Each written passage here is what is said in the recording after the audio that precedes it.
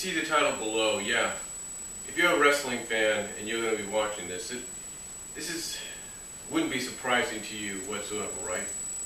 Now, first of all, let me say this. I do respect, whether people want to admit this or not, you have to respect Dixie Carter for trying to at least run a company that obviously she has no experience, no background or experience in running. Basically, she has no wrestling experience, period, in running. You know, even though, let's give her credit where credit is due, she is still trying to constantly learn it. She still doesn't have that much wrestling experience to try to run the company. Let's be honest about that. Right? But you do have to respect that she's trying. May not be the best, but you do got to give her some respect and credit there. You know, you may not like her, personality. You may not like her personality. You may not like the fact that she may not have a clue, but you got to give her some credit. But the one thing that TNA is always bashed about, and I'm not going to deny this, is they're always copying of major angles that the WWE or now defaulted or now defunct wrestling companies used to do. You know, when Immortal started out, and you had the band as well at the same time, well, you had the band then Immortal, you pretty much had an TNA version of the NWO for about a year in Immortal, and that didn't last long. Now, of course, you have Aces and Eights, which again is another NWO, as people put it, rip-off, but it's also just a play off the current Sons of Anarchy show. Okay, that's understandable. You want to go with what's hot. Oh, you want to go with what is hot. You want to go with that.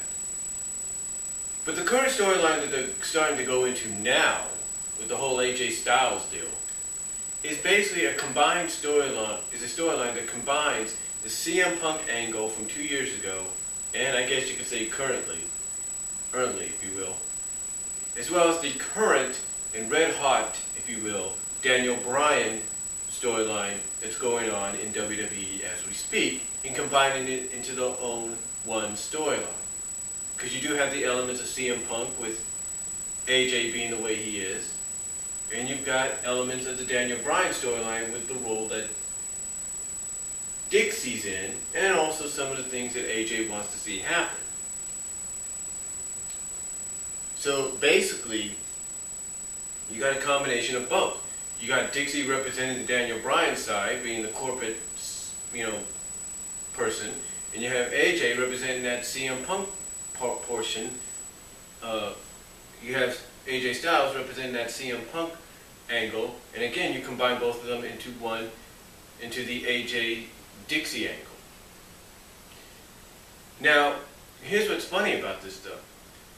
As even though they've taken two storylines, one currently going on and one that happened back in 2011 and I guess still kind of goes on every now and then, and combined it into their own storyline, one could understand that they're doing that to at least get attention for Bound for Glory and at least get people talking about the product, and probably get TNA back to its roots. Because let's not deny one thing. When TNA, back when it first began, in its early years, any wrestler, whether it was a TNA original or someone that would come over from the WWE or whatever, a wrestler would be able to come out and say what they wanted, when they wanted, and not have any repercussions for it.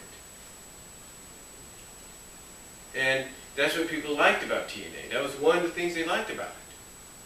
But now they're not getting that as much as they used to. So anyway,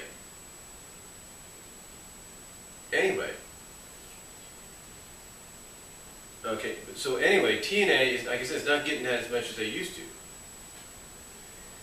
But here's the thing. It's one thing to kind of understand them combining two of what you got to consider the hottest, most talked about storylines and angles WWE has done and is currently doing, with two guys that basically made a name for themselves in Ring of Honor. I mean, you can understand the TNA, you can understand it, maybe if you're a TNA fan or just an overall wrestling fan, you can understand and respect the fact that they've combined, those angles into their own storyline angle, you can respect that. And you can understand that wrestling promotions throughout years have copied off each other, have copied storylines off of each other, and added their own unique twist to them. Which, again, is no different than what TNA is doing right now. But when you look at this title, on this video down below, you look at this title, right down below, if you will, you look at that title, and you say to yourself, you're probably asking yourself, is TNA serious? Is TNA really serious? And quite honestly, I think one has to say, yeah, maybe they are. Because here's what happens. If you didn't watch the end of Impact this past week, basically, Dixie's giving Hogan an ultimatum. But the way she gave it to him kind of makes you think something seems a little familiar. Something like, it's like, I've seen this play out before. What happened basically is when Dixie's giving him the ultimatum, it's almost like Dixie was flirting. That's right, flirting with Hulkster. I'm not lying, folks. It looked like she was flirting with him. She was curling her finger around his, messing around with his hair, or his hair like right about here with her finger. She winked at him and said, "I know you'll make the right decision." And when I looked at this, I'm like, and the first thing that came to my mind is, is TNA kidding me? Is TNA seriously trying to copy the Vicki Gurrerro character? That's right. Vicki Gurrerro's character. Because think about this. Every time Dixie's come out, whether in character or not, babyface or currently heel, babyface or not, whatever, she has never done that. Not once has she ever done that. And not once have I remembered in recent years, in the 11 years that TNA's been around,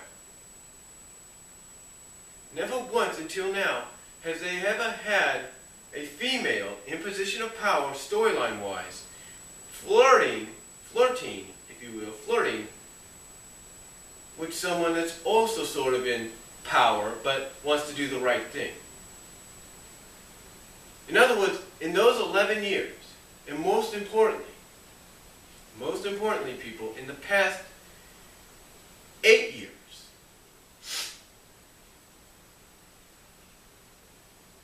not 8 years, but in the past 5 to 6 years, mostly 5 to 6 years, never once, in those 5 to 6 years, did they ever copy the Vicki Gurrerro character.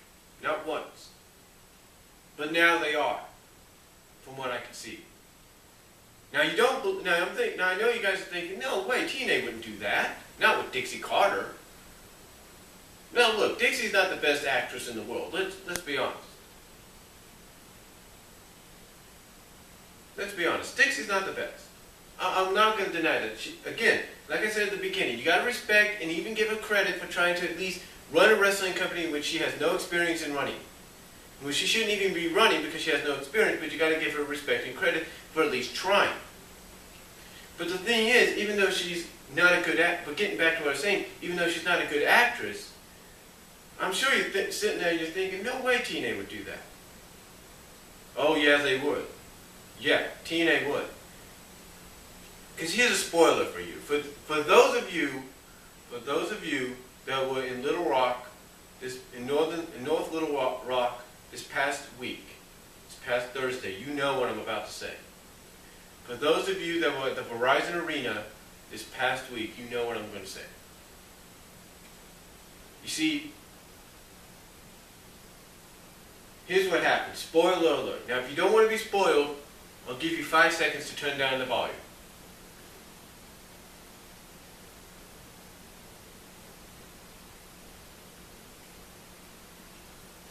Okay. Now, for those of you that turned it down, I know you can probably just hear me mouthing or something like that. For those of you that didn't, hey, it's your decision. But anyway, here's the spoiler. This Thursday on Impact, Hogan gives his decision to Dixie, right? He gives her the ultimatum, his answer to the ultimatum. Here's what happens. Now, we won't know really more detail until we watch this Thursday exactly on what happens. But Hulk basically comes out and says no to Dixie about being part of her team, and he quits and walks out. That's right. That's his answer. He says no, quits, walks out. Now, Dixie tries everything she can. She tries to ask him to hold on. Basically, from what I understand from reading the spoilers, she first tries to tell him, wait, hear me, don't do this. And then as he's leaving, she gets on her knees. That's right, she gets on her knees in the ring, and she's begging him to stay. And yet, he still walks out. And then from what they say, they end the show with her flipping out in the ring. Flipping out in the ring. Now, does that not sound familiar to you? Does that not sound familiar to someone that currently does that in WWE? That's right, Vicki Gurrerro. How many times have we seen Vicki do that where she's basically broken down, flipped out, anytime something has happened to her? Okay, a couple months ago, when she lost her job as managing supervisor, what did she do in the ring? She flipped out. She got mad. She lost it.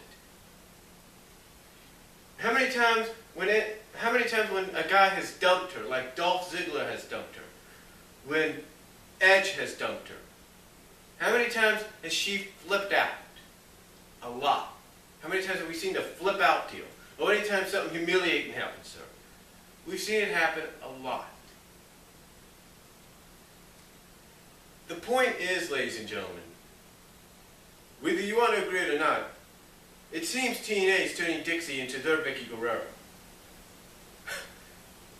I know that sounds crazy. I know.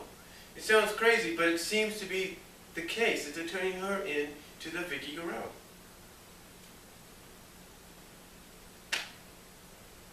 And again, I can understand them copying angles that were hot and controversial and all that from that other wrestling promotions had done in the past and are currently doing. I can understand that. But seriously, you're trying to copy off a character that is one of the most over tweener heels, if you will. That's right, that's what she is, a tweener heel, whether you want to admit it or not. Tweener heels in the WWE and Vicki Gurrerro. You seriously want to copy off her? Let's be honest. Let's be honest.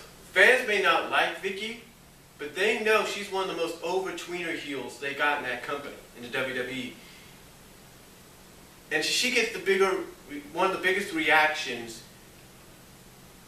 from the audience than anybody. She gets a bigger reaction sometimes more than anybody. She gets a bigger reaction than even Maddox. She gets a very loud reaction, not an ovation, but a reaction to what she has done, to who her character is. So, if they're trying to make Dixie into that character, into their version of that character, TNA, all I gotta say is you've got your work cut out for you. Yeah, Dixie has had years of fan hatred against her. There's no denying that. Even though fans will credit and respect her for at least trying to run a company she has no experience in running. Yeah, she does have some fan hatred towards her. So you may not have that hard of a road to develop her into that kind of a character. But believe me, if she doesn't have that, but believe me, she has not been on camera as much as Vicki has. Alright? She's not been on camera as much as Vicki has.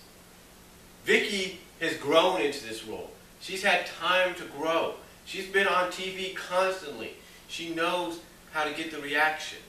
And every time she comes out, every time Tony Chimmel or Justin Roberts or Lillian Garcia as, ladies and gentlemen, SmackDown General Manager or Raw Managing Supervisor, Vicki Gurrerro, as soon as that name's mentioned, she gets a reaction. And the reaction she gets, sorry for the pause that I was thinking of it, and the reaction she gets, it doesn't come from 2,000 people or 8,000 people or 5,000, 2,000 to 5,000 people. No, it comes from literally 15 to 20,000 people in an arena, if not, when it comes to things like WrestleMania, 70 to 90,000 people in a stadium. Now you tell me, do you think Dixie could get that kind of reaction? Do you think TNA is going to be able to help Dixie get that kind of reaction? Yeah, maybe with 2,000 to 5,000, but compared to 15,000 to 20,000 and primarily 70,000 to 90,000, TNA's got the work cut out for them. Again, I understand they're doing whatever it takes to make Dixie a hated heel because they're playing off the real life disdain and disrespect that the fans have for her. But as much as you try to get Dixie to go into this, to work her way into this role, and I'll give Dixie credit. She may not be the best actress for the role, but she is trying. You could tell that she's improved a bit over the past week. You could tell she's trying, she's improving. Someone obviously is working with her backstage, and one person I can think that's working with her has to be Jeff Jarrett. That's probably who's working with her on trying to get the character over as a heel. But the point of the matter is this. From what I saw on Thursday, and from what's going to happen this upcoming Thursday, it seems, just my opinion, TNA's trying to turn Dixie into their version of Vicki Gurrerro. And you know what? I'm a Vicki Gurrerro fan. And you know why I became a fan of Vicki Gurrerro? Because she embraced her character. She embraced it. She took it when no one thought she could ever be able to embrace a character like that, or be even to survive in the business that she had, in this business. She's taken it, she's embraced it, and people have embraced her because of it. They've embraced her as a top tweener heel, as a top heel. They've embraced her with the booing and everything, the reaction that they get, they've embraced her. Will TNA be able to get that same reaction for Dixie?